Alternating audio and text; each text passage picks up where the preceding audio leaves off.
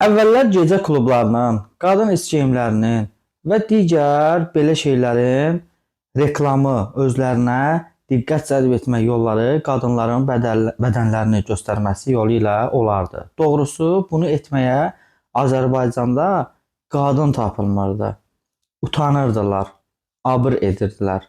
Amma indi hətta həkimlər, eləcə də bu videodakı Hüseyn adlı işi ilə tanınmayan stomatoloq qadınları açıq-saçıq geyindirərək və qəsdən onların bədənlərini ön plana çəkərək güya dişlərində gördüyü işi reklam edir.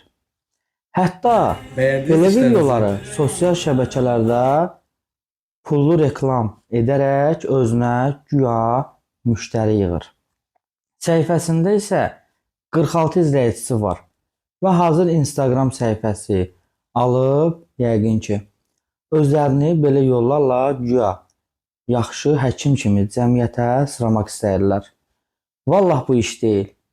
Həm də Azərbaycan kişisinə pul qazanmaq üçün qadından, onun bədənindən istifadə etmək heç yaraşmır. Yaxşı həkimin reklama ehtiyacı yoxdur. Və yaxşı həkim gördüyü işi ilə, pasiyentin dişi ilə gündəmə gələr. Yoxsa açıq-saçıq geyinməyi ilə dırnaqarası diqqət cəlb edən tiktokerlər və ya hər nə isə, nə işdir bilmirəm, özləri bilər, insanları belə ucuz yollarla aldatmayın. İşinizi görün.